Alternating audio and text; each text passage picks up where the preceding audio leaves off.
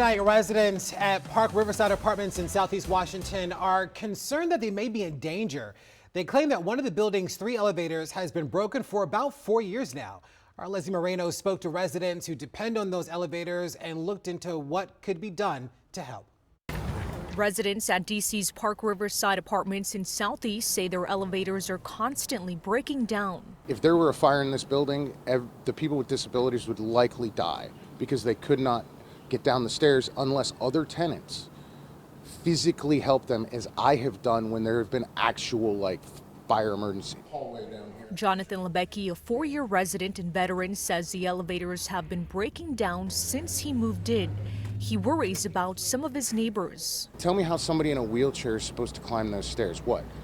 Get somebody to carry their chair or crawl up the stairs? Like Javier, who just had surgery. For people who aren't able to go up and down stairs, that then becomes a safety concern, because if they're stuck on the 5th floor and they can't go down a flight of stairs and you don't have an elevator working, they don't have anywhere to go and they're stranded.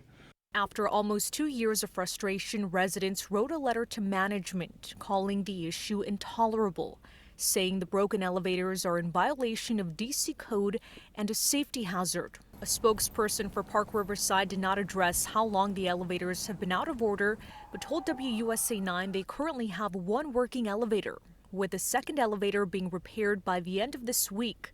The 3rd elevator, which has been problematic for some time, will involve a more lengthy repair process due to long-standing issues. According to DC Code, the owner of any apartment building or a house of 5 or more floors which contains 1 or more elevator must maintain the elevators in good working order. It also says any alterations or repairs must be done as soon as reasonably possible. Residents say the elevators continue to break even after repairs are made. Look, you could have built an entirely new elevator from scratch by now.